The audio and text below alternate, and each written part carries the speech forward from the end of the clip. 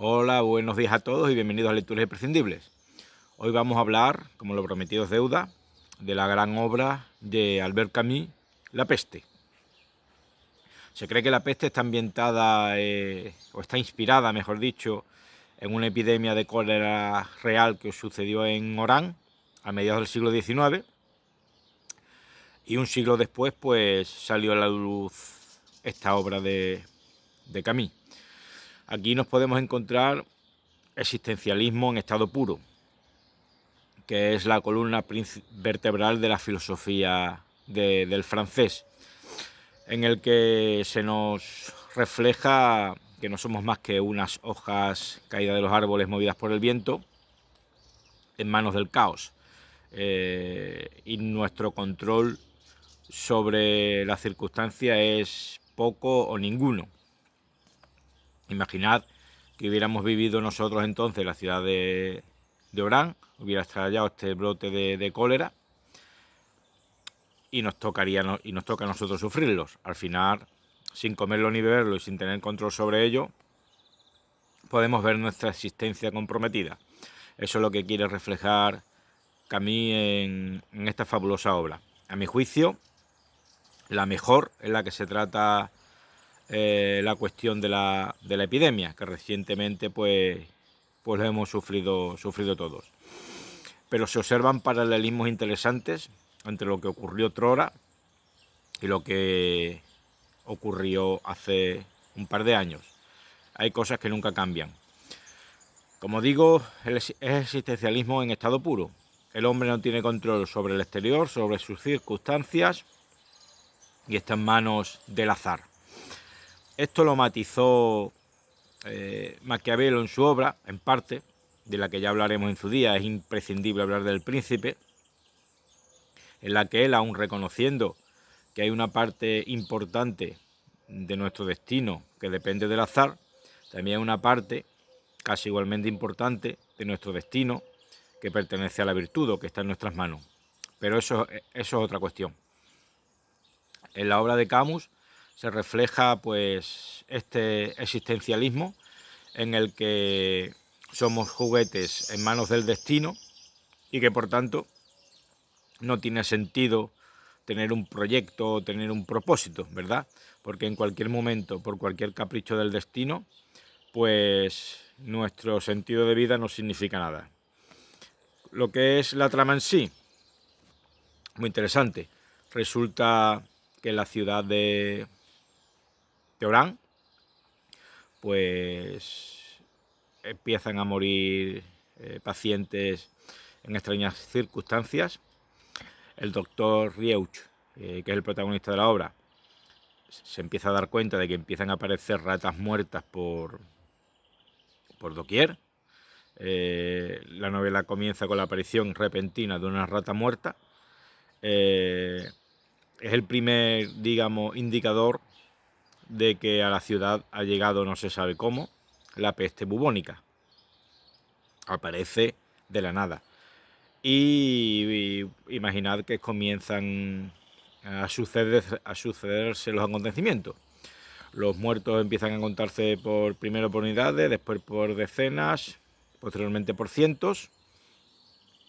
Y los médicos, este médico en concreto auxiliado por otros, apenas pueden hacer nada, porque los remedios que tratan de imponer, incluso se inventan un suero.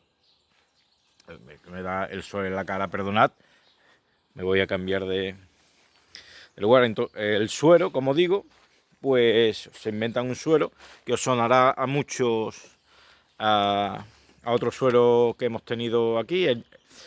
El que había allí en la novela era un suero experimental, no sé si os suena la canción.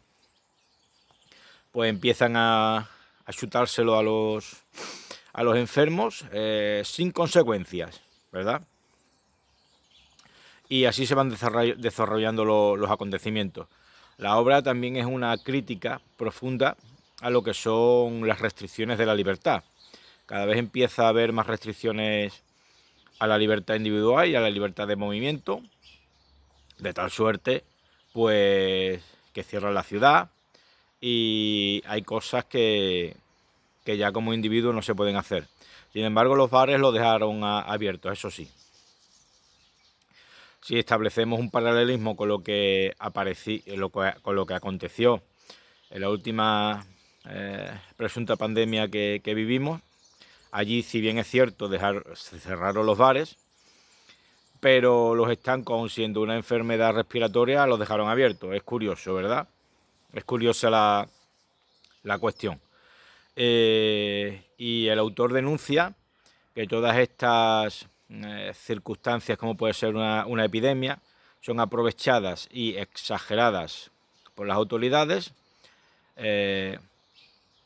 para restringir nuestros derechos individuales y para aumentar su control. Es lo que denuncia Camus en esta obra, ¿verdad? Como vemos, los paralelismos con la actualidad son fulgurantes. Otra obra en la que destaca, otra circunstancia, mejor dicho, lo que destaca la obra, es la solidaridad humana, ¿verdad?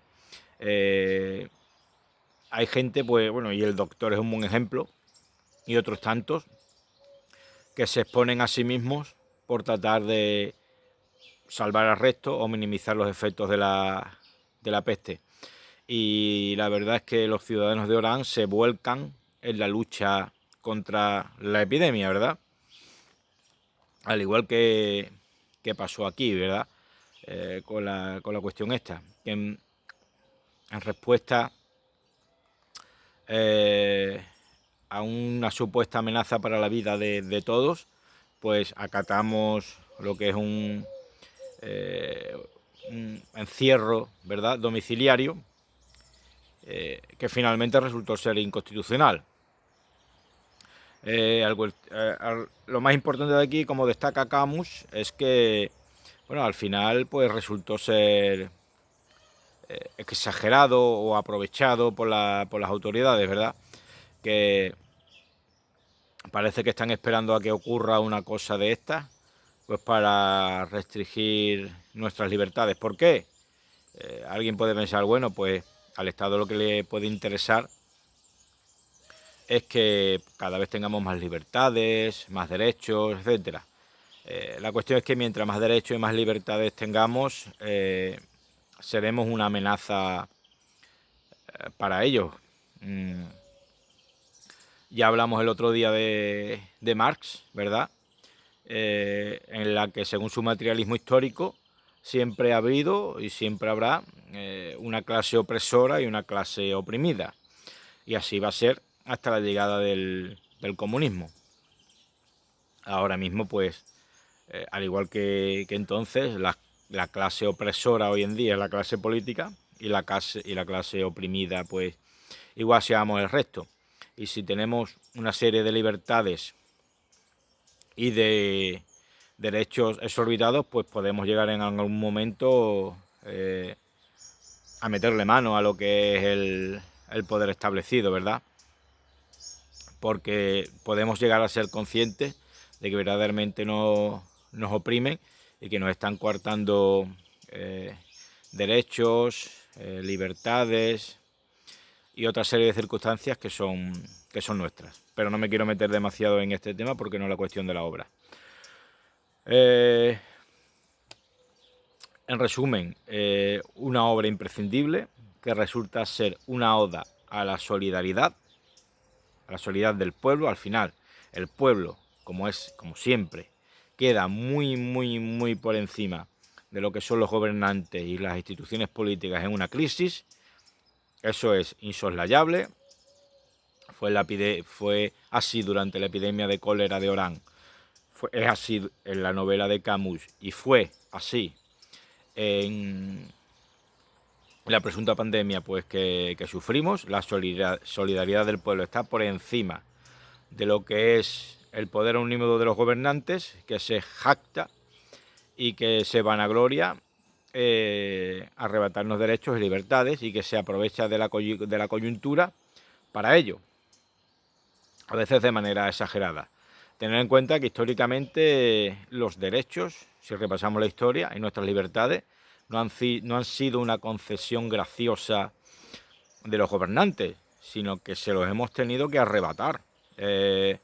con sangre, sudor y lágrimas que decía Churchill. Esa es la realidad, ¿verdad? Y como digo, denuncia Camus aquí, no lo hace de manera directa, sino de manera soslayada. Si hacemos una lectura pausada, que los gobernantes pues lo que planean es precisamente esto, para que los oprimidos no nos demos realmente cuenta de lo que verdaderamente somos, y tratemos de dejar de ser oprimidos, ¿verdad?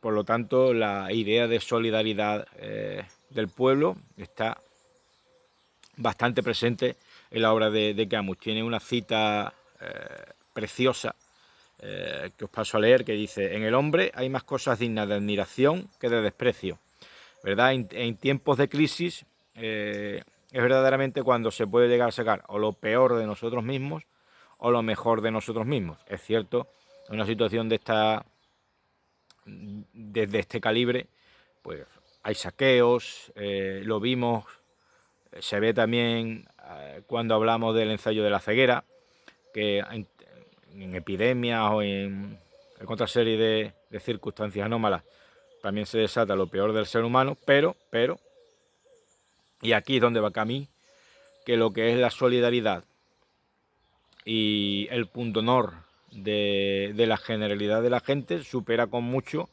estos actos vandálicos que resultan y egoístas que resultan testimoniales, no así con respecto a los gobernantes, que ellos lo que hacen es matar o tratar de matar moscas a cañonazos, restringen libertades, nos cierran, y así tratan de justificar sus medidas y su propia existencia, ¿verdad? Decía José María García, el famoso periodista deportivo, cuando estalló toda la cuestión esta de la pandemia, a raíz de las medidas que estaban tomando, que él pensaba, hasta ese momento, que los políticos eran un mal necesario, y que en vista de los acontecimientos cambió su modo de pensar y se dio cuenta de que los políticos eran un mal innecesario. Estoy de acuerdo con él. Lo más importante con respecto a la trama es lo siguiente. Tampoco voy a entrar mucho al detalle porque no quiero estropearos la obra. Muy bien escrita, con frases simples, no cuesta trabajo leer, se lee muy rápido, los acontecimientos se precipitan, ¿verdad? Nos podemos meter dentro de la ciudad y vivir lo que viven los oriundos de allí, gente que quiere salir, que quiere escapar de como pasaba aquí, que quiere escapar del confinamiento, ¿verdad? Las autoridades se muestran muy duras. Lo más importante, y que me hizo a mí reflexionar a propósito de la presunta pandemia que vivimos todos. La enfermedad, un día, por sorpresa vino. Y tal como vino, por sorpresa parece que se fue. Y las soluciones que en un principio fallaban, después parece que comenzaban a funcionar. Y que la gente se iba recuperando. Pero esto no es, y esta es una conclusión muy personal, porque el suero que se creó funcionara, sino que por el propio devenir del tiempo, la enfermedad cada vez iba perdiendo fuerza, ¿verdad? ¿Por qué? Y esto está súper estudiado y me meto un poco aquí en ciencia, que lo que es el tema vírico, el virus lo que quiere es reproducirse y sobrevivir. Si mata a su huésped, en verdad se está haciendo a sí mismo un flaco favor. Por tanto, la enfermedad de una manera natural pierde fuerza para tratar de reproducirse, de tal suerte que los huéspedes con el tiempo tienen tendencia a sobrevivir y la enfermedad pasa a convertirse en endémica. Esa es la idea. La enfermedad, tal cual vino, tal cual se fue. Y no es porque el suero funcionara, el suero que se inventaron allí en la peste de Camus, sino que es por la propia evolución natural de la enfermedad que las soluciones que en un principio fallaban, después comenzaban a funcionar. Bueno, Me ha quedado un vídeo un poco largo, lo siento, pero esta magnífica obra que os recomiendo encarecidamente si no la habéis leído, y si la habéis leído, releerla porque merece la pena, pues bien merece la pena haberme extendido tanto. Que tengáis un feliz domingo. Muchas gracias por vuestra atención. No olviden suscribirse si les gusta lo que ven, y darle like porque nos ayudaría mucho. Y como siempre digo, y la historia así nos lo ha demostrado, a menudo los gobernantes no desean progreso, desean control. Y cuando tratan de justificar por un bien superior la restricción de nuestras libertades, yo os pregunto, ¿hay acaso algún bien por encima de nuestra libertad? ¿Verdad? Si a nosotros nos encerrasen en una cárcel de por vida y nos arrebatasen la libertad para siempre, ¿acaso muchos no optaríamos por quitarnos de en medio ante la perspectiva de no tener libertad el resto de nuestra vida? Os invito a reflexionar sobre ello. A veces justifican la restricción de libertad en pos de unos bienes superiores. Mi pregunta es, ¿hay algún bien superior a la libertad? Incluso si me apuráis, la libertad igual pudiera estar por encima de la vida. Y la prueba está en que las personas pues son libres, y ahora el Estado nos invita a ello para suicidarnos, ¿verdad? El suicidio en España no está penado. En otras épocas históricas sí que estaba penado el suicidio, y hablaremos de ello en nuestro otro canal, Cultura Democrática. Por lo tanto, si somos libres para suicidarnos, obviamente, no es esto una apología del suicidio, no invito a nadie que lo haga. El suicidio debe de quedar descartado en la mentalidad de cualquiera porque es una derrota del ser humano. Si somos libres incluso para suicidarnos, ¿verdad? ¿Qué puede haber por encima, qué valor, qué bien puede haber por encima de la propia libertad? Si me apuráis, ni la vida. Por lo tanto, ninguna circunstancia, ninguna condición puede justificar la restricción a nuestras libertades. Esa es mi opinión. O como decía Heráclito, lo que hay es átomos y vacíos, el resto es opinión, ¿verdad? Muchas gracias por vuestra atención, feliz domingo y que disfrutéis del carnaval.